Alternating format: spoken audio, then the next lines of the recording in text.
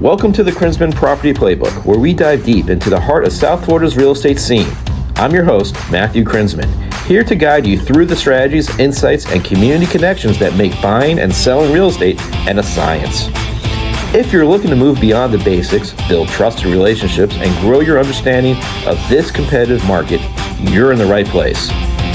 Every episode, I'll be bringing on local pros, from attorneys to contractors, to give you the inside scoop on what it really takes to succeed in real estate. So whether you're an investor, buyer, or just curious about the market, let's kick things off and get you one step closer to your real estate goals. Welcome to the Playbook. All right, so now we are live. Good afternoon, Lisa. How you doing? Hi, Matt. I'm doing good. I got a little cat that's wanting to join us there. That's all right. Look, that's people like to see animals. They like to see cats. They like to see dogs. So I think that would be all right. Definitely something different. And maybe get some more views. And we say, hey, cat butt, will be predominantly displayed on this show, this podcast today. So let me just quickly introduce you. So you're Lisa Glassman. Let's introduce yourself to us, and so you can tell who you are. Lisa Glassman, LisaTheLawyer.com, and I've been a real estate planning attorney since 1995. Have my own practice throughout South Florida, and really love what I do. Okay, great. And just quickly, how can people find you? Where can they find you? Oh, sure. LisaTheLawyer.com, or it's a great name, by the way. Thank you. It works. It's great for Lisa marketing the Lawyer. And easy for clients to find me. But I also can be reached by phone, 561-447-6676, or we have the Aventura office as well. So we have actually 4 offices. So that's awesome. Yeah, the phone forwards to where I'm at. Great. So let me just quickly introduce myself. My name is Matthew Crisman, and this is the Krinzman Property Playbook podcast.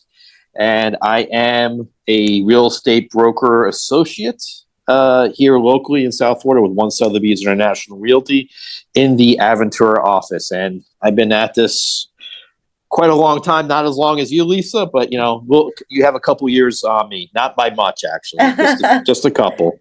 So anyway, let's jump into it. Let's talk about real estate, and again, we're talking about probate, right? And what the probate court is, or what probate is, and especially when it comes to real estate, and how you help people who are going through that. So let's start with the basics. Probate is the court system that administers wills. Right. And if you don't have a will, they'll administer your estate without the will. That's called an intestate estate. Okay. And a lot of people don't realize, because they own property with a spouse or what have you, and they're like on there as husband and wife. Oh, well, I own this property jointly with my wife, so that we don't have to deal with probate. But when that second spouse passes and it's going to go to kids or somebody else, that's really when probate comes into play. Or if you're a single person and you don't have a spouse, you're not entitled with somebody. And all it takes is a little bit of planning to get around the probate court, because probate court is expensive and time consuming. And really, people can avoid it if they just put a little money and time into avoiding it. All right. How do we avoid it? So the first step would be to put, I love trusts. Trusts are good. Revocable trust is a good way to avoid putting your family through probate. And what is trust? Think of the trust as like a bucket, and you're going to put stuff in your bucket, and it's your bucket during your lifetime. You could do whatever you want with your bucket, but should you still own that property when you pass, it's in your bucket. It's going to go to your family without the need for probate, any kind of delay. Everything is going to go nicely to your family without the need for probate court. So that's why I like trusts. Let's say you don't have a lot of assets and you only have the primary asset is your home. You don't really want to spend the money on a trust, because the downside of a trust is it can be expensive, but not as expensive as people think. But let's say they just want to do something called a ladybird deed or an enhanced great stuff. Actually, I've heard that throughout my career in real estate. People, what about a ladybird deed? And I'm like, at first I didn't know it, obviously, until I asked an attorney, or I had to go look it up. But that's been coming up So I'm glad you got into that. Let's go. Let's talk about that. So let's say like a person comes to you and they say, I've got all my accounts tied up. I'm just worried about my condo, right? So you can do a ladybird deed for under $1,000 that basically says, to me for life, I can sell it, gift it, mortgage it, do whatever I want with it. But should I still own this property, I want it to go to my kids or whoever you want to leave it to. You can designate right in there who it should go to. Now, the only drawbacks that I find with that is sometimes the person's children predecease them and they don't come back and change it. So it'll turn into a probate anyways. Or recently a case has come up where a creditor put a lien on the main person's property, even though the kids were the life estate remainderment. So if it says Jane Doe to my two kids, John Doe and Cindy Doe had a lien, a judgment lien, and they put a judgment on that property because she's something called a vested remainderment, it's called. So when people come to me and tell me, I ask them, do your kids have liens? You're worried about the children getting a lien on your property. Then it kind of pushes us to the trust. But ladybird deed in a normal situation, like where that's not an issue, is a great tool to get around probate and to make sure that your property goes to who you want to leave it to without probate. So the person who gets the ladybird deed, whoever it may be, a girlfriend or wife who maybe wasn't on the deed originally with the owner, or a family member, can they sell that property? Are they allowed to sell the property, or do they just basically have to live out their life, in that property, or leave at some point? It depends on how the ladybird deed is written. A ladybird deed specifically is called an enhanced life estate deed, which gives that person who kept a life estate the ability to sell it. So they can. But if they have a regular life estate deed, not an enhanced, not a ladybird, it just says to me for life, and upon my death it goes to my two children, that doesn't reserve any powers of sale. So if they're going to sell, they have to talk to their kids and get their kids' cooperation. Sign off. The kids would have to sign off on that. Yes. I don't recommend those often because you don't want to be beholden to whoever you're leaving that vested remainder interest to. So I do like the enhanced life estate deeds. I do like ladybird deeds. They're one and the same. And they're named after Lady Bird Johnson, which is a good way to remember it because I was going to ask you the history of that. Yeah, she liked power. And so the ladybird deed gives the person that's saying to me for life the power to do what they want. So that's a good way to understand the distinction. Got it. All right, that's good. That's good to know. You mentioned a revocable trust, and I've heard of, was it a life trust or was it a living trust? Okay. So what's the difference on that? What's the living trust? Yeah. So they're the same. There are irrevocable trusts that are different. But revocable trust and a revocable living trust is one and the same. They just have different terminology depending on what state you're coming from and stuff like that. Understood. Okay. And an irrevocable trust, how's that different? So irrevocable, you can't be in charge of your property in the irrevocable trust. It's probably done for tax planning, or if a special needs situation. So it's done for specific reasons. If you're doing some Medicaid planning, perhaps there's an irrevocable trust involved. But it's like, remember how we're talking about power? Irrevocable trust takes you out of power. You can't have control over assets. I got it. So if I had acquired the property or whatever it is, the property, now I sign it over to an irrevocable trust, right? So that means that I no longer, so whoever I guess is on the trust above me, am I on the trust still, or am I taken off? You're probably the beneficiary of the trust, but there's probably a manager of the trust called a trustee that's going to be making the decisions for you. Yes. Got it. And then what happens after someone passes who has an irrevocable trust? How's that? It's called trust administration, and they get pretty much administered according to the trust rules. The trust is going to lay out who gets what after the person dies, and sometimes it's outright, sometimes it's over years. It really just depends on the language of the trust, but those rules are set forth in the trust document. Got it. Now, if someone is secured for tax purposes, property tax purposes, when you put it into a trust, do you lose your homestead, or are you still able to keep especially in the state of Florida, are you allowed to you still keep your homestead exemption? Yeah, so the tax collector and the property appraiser actually give us exact language that better be in your trust if you're going to do a trust, which is why Okay. it's so important. Like when people move to Florida from out of Mhm. state, they don't have that language in their trust. Let's say they're moving from California. Right. I recommend anyone moving here update their trust, because the property appraiser, when they're looking at homestead exemptions, they're going to say, hey, do you have this paragraph that Florida practitioners know to put in the trust? So it's so interesting. But usually you can keep it. Okay, that's good. I mean, Keep your homestead exemption. right, especially here in Florida, we want to keep our homestead exemption, especially if it's our home. It's our main home, our Yes. primary home. So you recommend anyone who's moving from out of state into the state of Florida that already has a trust to basically update it with that language. That 100%. when they Because acquire I the have property. had Yeah. clients that say, oh, Lisa, I waited a year. They're going to tell me I can't get my exemption for last Mhm. year, but now that you've done the amendment, I can get it for next year. Well, that's really that's a lapse. So Yeah. it's going to go up, right? So Right. that's Yeah. very frustrating. Yeah, yeah, because you could, 1 year you go like you're paying X amount in property taxes and it lapses, and then all of a sudden you get readjusted because now the tax appraiser is like, well, you don't have the homestead, so I can, raise you up to whatever the market value is at this point, and you can see a huge increase in your property taxes. It's not fun to do. Yeah. I never like getting that call because I mean, literally I have it memorized, like what paragraph number it is in my trust, because I can just say to the client, okay, go to 7.05. It's right there. Just show them that page. Right. It's there. Don't worry.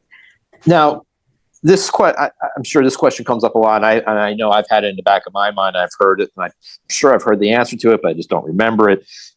Does a will at all keep the heirs out of the probate court? If the property is put into the will, or does that still have to go through a probate?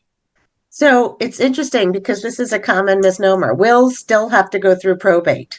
So if you have just a will and you you don't have a trust that will pours into, then you Mhm. go to probate court. Now, sometimes people will have all their accounts payable on death to somebody and their properties in a ladybird deed. That will should still be filed with the court, just for safekeeping purposes, because you never know what asset does come up in the future.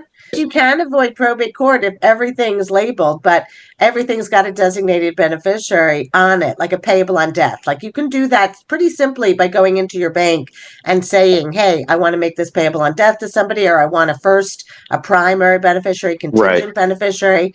So a lot of people can avoid probate by designating beneficiaries, but there's always this one account that comes up for people that the bank either didn't have it right or what have you. And it'd be nice to have the will. Otherwise, it could go to 15, 17 people for heirs if you don't designate who your heirs are. We recently had a sale where the person passed away. He didn't have immediate family. The property appraiser caught the fraud that was being done on his property. Somebody tried to deed it to themselves.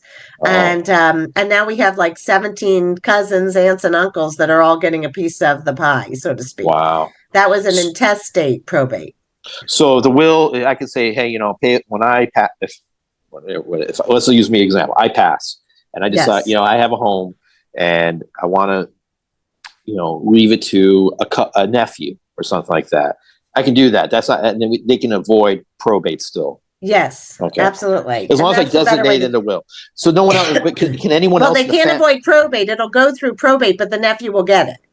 Okay, even if there's other family members, and yes, the nephew will get it. Yeah, because as long as it's said here, it's in the will. There's no confusion at that point. The only exception would be if you had a spouse or minor child that had rights in that house that you shouldn't have jumped over to give to the nephew. Got it. But most of the time, you can designate who you want it to go to. Okay, so let's get in how do we end up in probate? In the end, how do you end up having to deal with the property in probate? How does that happen? Now, because there's no will, there's just nothing, there's no trust. What brings it into the probate court? Typically, a person passes away and their assets there. So they're anxious to get those assets. And, Right. cousins, family members come out of the woodwork to say, okay, there's an account at Wells Fargo that's 60 grand, or like, I want to get that. Or there's a house Right. that's worth 500,000 Sure. that we need to sell. So certainly we help them with all of that. And my specialty, like as far as real estate, not so much my specialty, but it's what I've practiced for 30 years. Like real Right. estate is in my blood. So Right. when, let's say somebody's got a house that that has to go through probate because they want to sell it, we start the proceedings for them in probate court, and the sooner you do that the better. Sure. Because you want you want to stop the bleeding, so to speak. If you're paying the taxes or the HOA dues or the maintenance upkeep, fees. Yeah.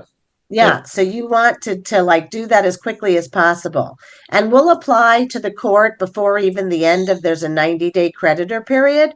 We'll say to the judge, like, hey, can you allow us to sell this property prior to the end of the creditor period, which will allow the person that's maintaining everything to not have to pay these expenses. And sometimes they do, and sometimes they don't let us sell. Yeah, well, I've had the opportunity to work on a few probate case, real estate deals in the past. I've actually worked with you on one, about a year or two ago, and the one over here in Sunny Isles, and I mean that went pretty smooth. But I think you said you can do it. You can sell the property as long as the judge approves it, and then and the judge will say, all right, now, but there's still maybe, you got some errors, you have to sort things out. So where's that money go? Is that put in the court? The money typically gets held in the attorney's trust account until the end of the creditor period. And sometimes the judge will just say, well, you can let people have it at the end of the creditor period, or Lisa, come back to me. I want to know if there were any creditors before I let you release the money. So it depends on the language of the order. And each judge is different. And, we just comply with whatever they tell us to do. And we get the property sold for people. And they're so much happier. Even if they have to wait a little bit longer to get the actual money, they're just happy that the property's been sold and they're not incurring additional expenses. You're not losing value. You're not losing value at that That's point. right. It's like, all right, we got our value out of it. We're no longer having the expenses of the property, which can get up there, especially if it's South Florida and it's a condo and you get hit with assessments and property taxes. I mean, you're just hemorrhaging at that point. The money is just going out the window. So the best way to get it out, get the money at least into an escrow, with an attorney. When it's there, it's safe, and you just have to take a little bit of time, whatever it takes to get it sorted out, and then everyone's happy. I guess hopefully they all get their share, or one, depending on how many heirs are involved. How long does the probate, in the court normally take? Is there a pretty general average on time? I would say 6 to 9 months that would be good timing. Every once in a while, like if you have somebody from out of the country as the decedent, it'll take a long time to get the estate taxes. Like there shouldn't be estate taxes, but it takes a long time to get the estate tax clearance letter if you have like a non-US citizen. So those probates tend to stay open longer. And we have accountants that we work with that know this process inside and out. We refer. The clients are so happy because they're referring them to somebody that completely knows what they're doing when it comes to it, like clearing up any old taxes that the person might have and making sure that the estate files the proper return. Right. Yeah. You definitely want that, because the last thing you need is the IRS knocking at your door afterwards. Like, oh, by the way, you owe us this much because your uncle or whatever, your parent, owed us this much money, and now guess what? You need to pay it to us. Which it kind of stinks for them. You feel like, come on, like, oh well, them the rules, right? That's the rules, and you have to. There's no two ways about it, unfortunately. Now the beauty of the property being in trust is you're not asking the court for anything. The successor trustee can come in and sell the property without the need for court approval, any kind of court process. It's such a beautiful thing when the property's in the trust and there's no wait period. You can sell. And the successor trustee is usually someone that's designated by the previous owner, I guess. Or is that usually a family member, is it an attorney, or is it just anyone they want to designate? for I would that? say it's really anyone they can designate, but most of the time it's a family member. Sometimes they'll designate more than one, Mhm. or perhaps a corporate trustee if they think that siblings might fight and there might be issues. So they want to simplify the process. So they'll have a corporate trustee, but most of the time it's family members that act as trustees. Can just curious, you say there's a trust. Can any people say someone come up and say, you know what, I don't agree with this. Can they take them to court? Could it go to a court at that point? They don't Yes. agree. Yeah. Yes, wills are challenged all the time. And in Florida, we don't have there's other states that have a statute that says if you challenge it, you lose your share, but we don't have that here in Florida. So they have nothing to lose. I mean, other than Yeah, paying well, they have attorney's well, fees you have to attorney lose. fees to get up there, I suppose. Yeah, that could be Yes. expensive. Yeah. Oh, And yeah. you do the calculation of what you're paying an attorney per hour to do it. And hopefully there's something really worthwhile to fight, I guess for them to fight over, or whatever it is, Correct. to litigate this, in some court, in the court. I guess hopefully they do a calculation, say, well, it's worth this much for me to do it. So, but hopefully, I mean, obviously I get the whole idea is really to just keep this all out of the court, right? We don't want to have to go to court. You don't want to have to be tied up in there for whatever it may be. If they say that 6 to 9 months to discharge it, to get through, I mean, that's time. That's, Sure. So our whole goal is probate avoidance. Like right. when people come to me, that's my goal. Like I want to avoid probate for them. And I need it's not only my part, they actually have to fund their stuff, put the stuff in the bucket to make sure that they avoid probate on it. So I could create a whole trust, but unless they retitle their bank accounts, it's still going to probate because those bank accounts need to be put into the trust. Oh, okay. That's a good point. Yes. I didn't even think of that. it was just, I'm thinking just specifically just the real estate side of it, but I didn't even think about that. You'd have to put really just about any asset they have, right? Into Everything the trust. except for retirement. Retirement assets stay out of trust. Oh, yeah? Retirement assets, it would be taxable if you put it into the trust. So we don't want to do that. We want to keep the retirement assets out of the trust. Those should have payable on death beneficiaries or primary beneficiaries, contingent beneficiaries. Okay. Everything else can come into the trust. And then that way, even during life, let's say you're alive but incapacitated, whoever you did designate as your successor trustee can take care of you with your own money.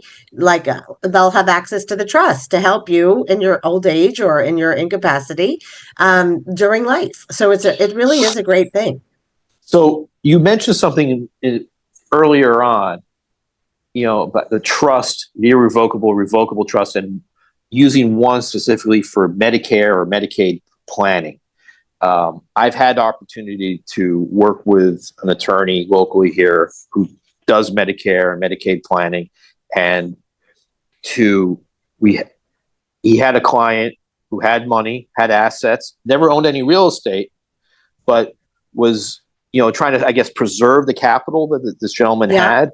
And you get into the Medicare planning, one of the ideas, and he was saying, it's to put the money into real estate as a way to, and I guess create a trust as a way to preserve the man's asset, his capital, because he had a lot of cash, but he did not own any property. Yeah, so it depends on how much time you have because there's a 5-year look back window. So if you have time, you can do it. If you, if you plan that properly. Otherwise, the Medicaid could look back and say, "Oh, you did this during 5 years." Claw back. Yeah. They can claw back the money. Yeah. So this is actually a really niche part of our business. So how do you help? How can you get involved and say, hey, I can help you preserve your assets and keep it from being clawed back by the government or Medicare or Medicaid I guess Social Security really doesn't claw back. It's Medicaid. It's Medicaid planning. And we have, I don't specifically do that part, but I have a colleague that does all of our Medicaid planning, and I've worked with her for over 20 years, and she's the expert. She takes it from start to finish. I tell her when I think there's an issue, and I'm able to do the real estate closing, and she's able to secure the Medicaid planning for the individuals to make sure that their wealth is not diminished based on, what they might be facing, like an ALF or what have you.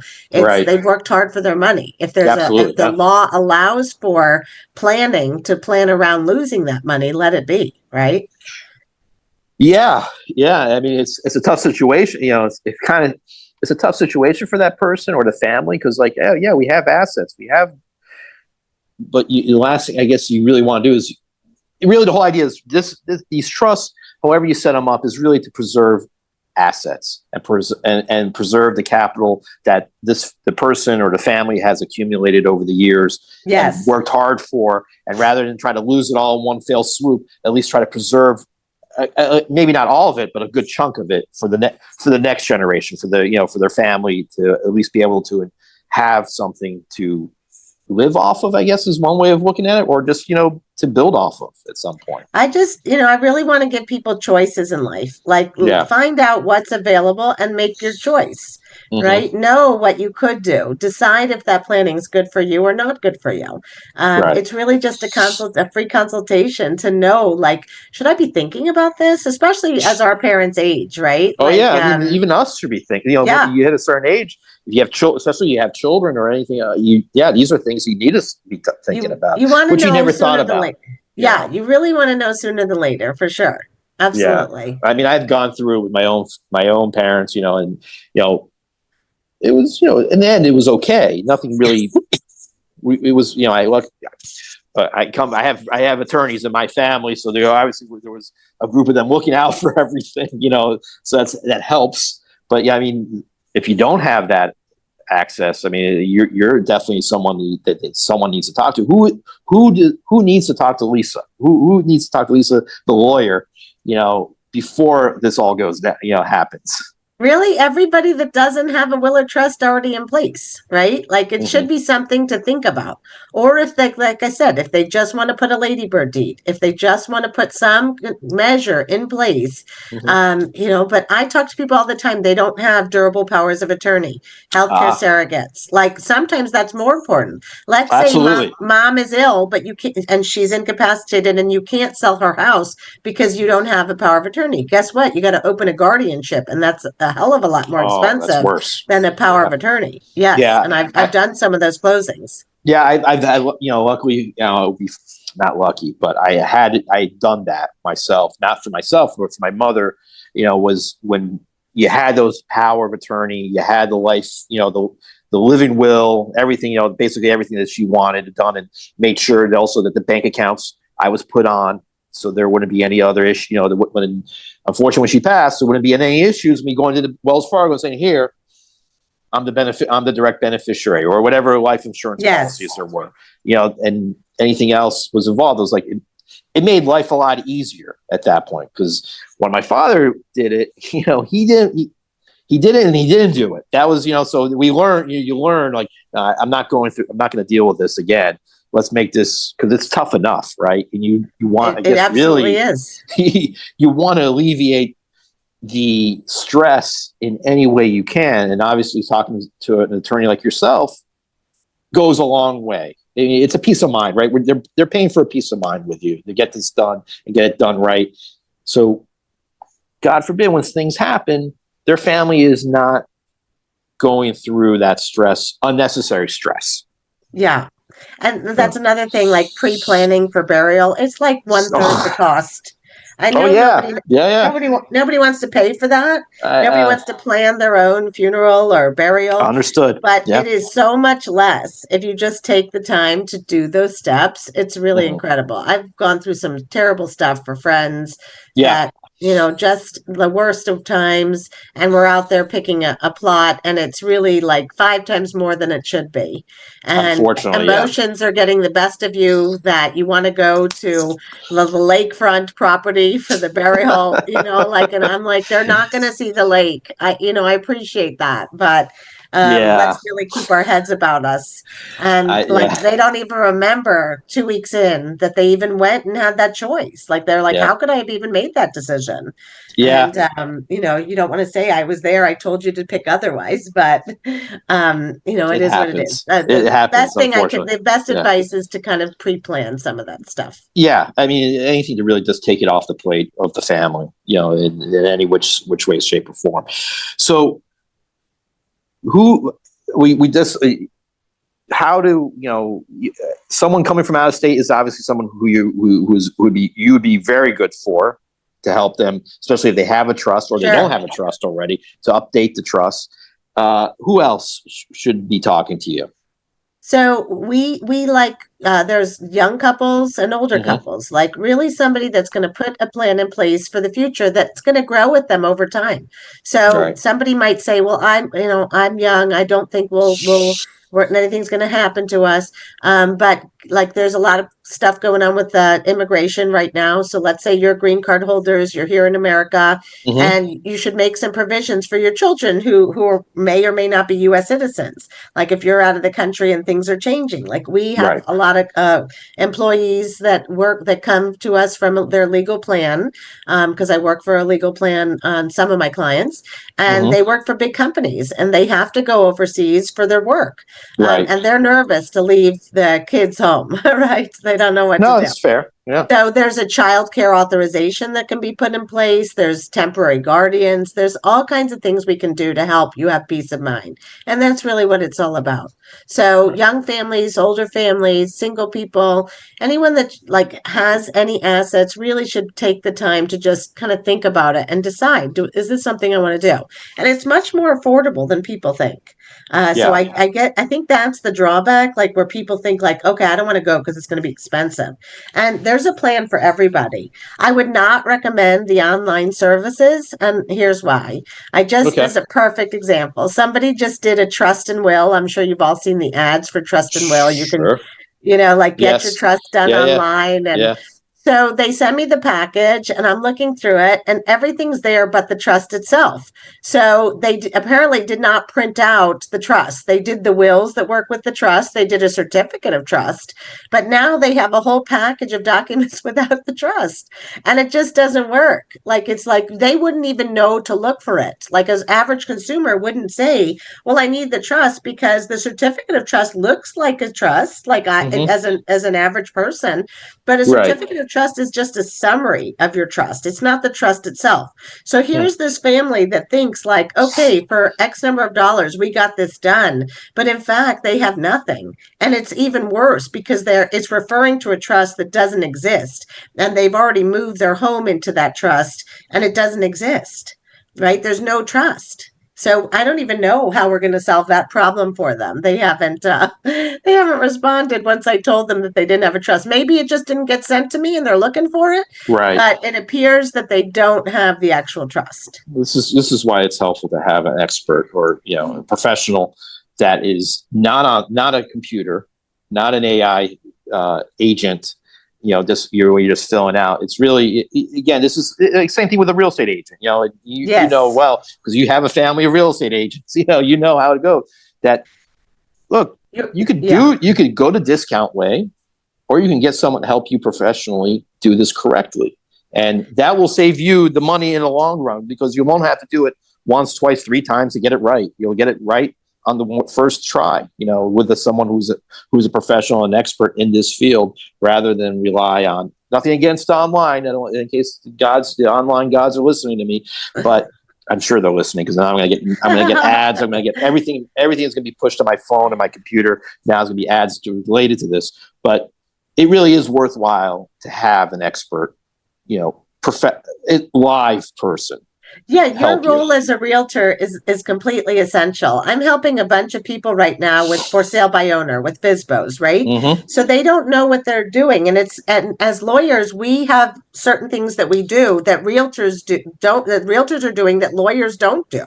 Right. So somebody needs to be there for the inspection. I had a client the other day; he didn't even understand that the appraisal was different than the inspection. So, we missed the inspection deadline because. And so I think that's going to happen for a lot of people when they don't have a realtor. Same thing for getting all of the condo documents. You get handed a book of documents. The realtor is usually the one that goes through it to say, well, you don't have the frequently asked questions and answers. You don't have the current budget. You don't have the milestone report. That's not something that lawyers traditionally look for because they know the realtors are getting those documents. So, it's definitely Matt, anyone hires you, you're definitely providing them a valuable service, and you're excellent at what you do. I think it's the same thing also. Thank you, by the way. But I think it's also the same thing when you hire a lawyer, an attorney to represent you in real estate or do it like yourself doing the wills and trusts, and to avoid the probate, it's worth the expense. It's worth to pay it because it just saves, it's not even money. It's not going to say, it's not, I hate to say even it's the money because money you can make back anytime, that's easy. It's really the time. You're not going to get back the time that you wasted doing it one way. You're cutting corners and you realize the cutting corners is only going to cost you more time and effort where you just do it right this first time. Get the professional, get the people who know what they're doing, what they like yourself. You spent time, you went to university, you went to law school, you've been practicing law for 30 years. You have the expertise behind you.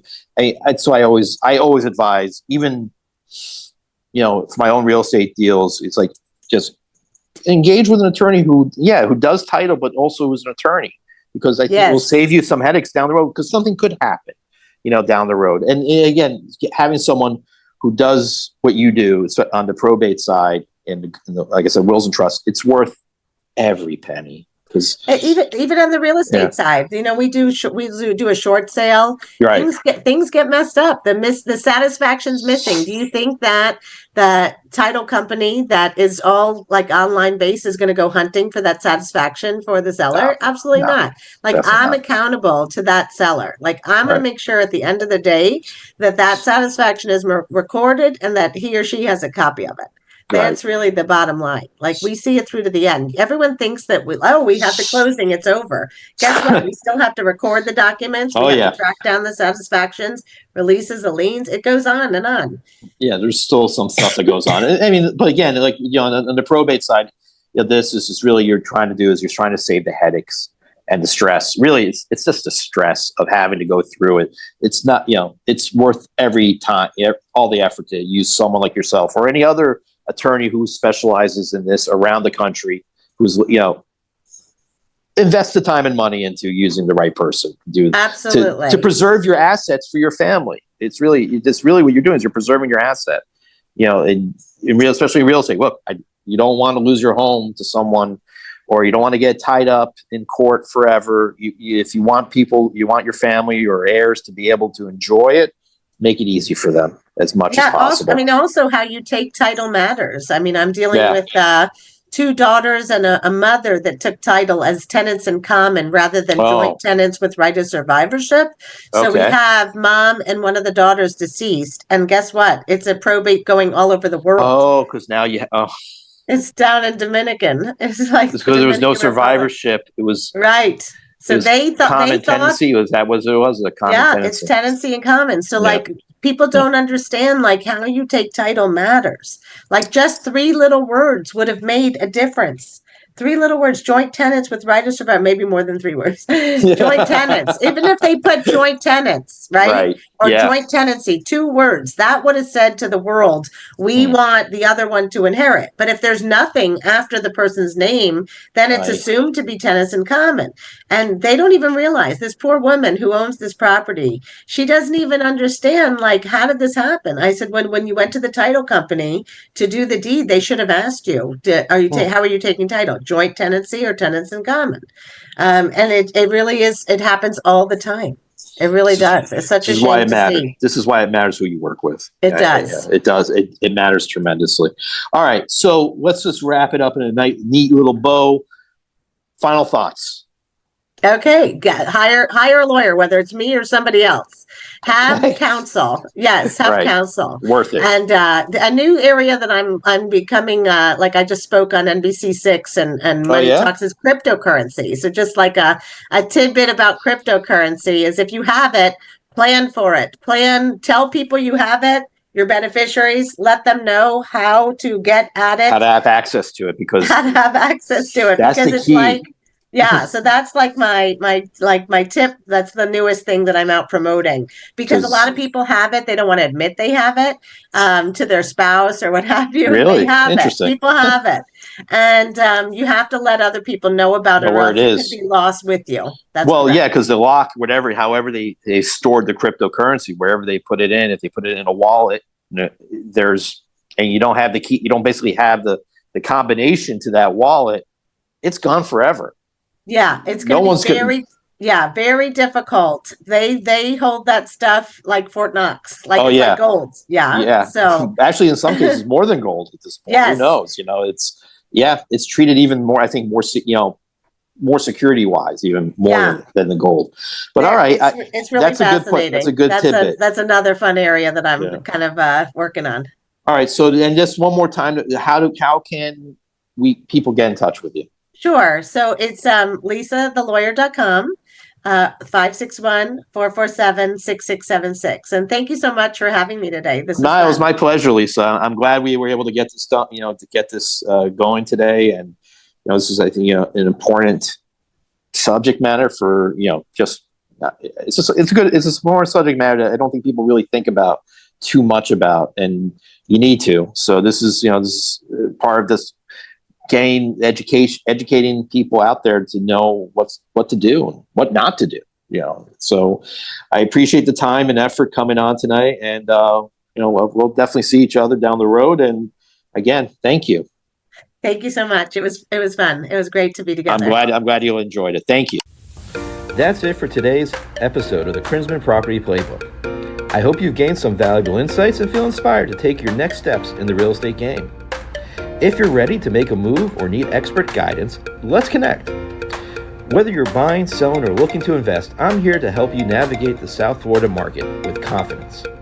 You can reach out to me directly through my website or on social media. Let's get the conversation started and make your real estate goals a reality. Thanks for tuning in, and I'll see you next time on the Krinzman Property Playbook.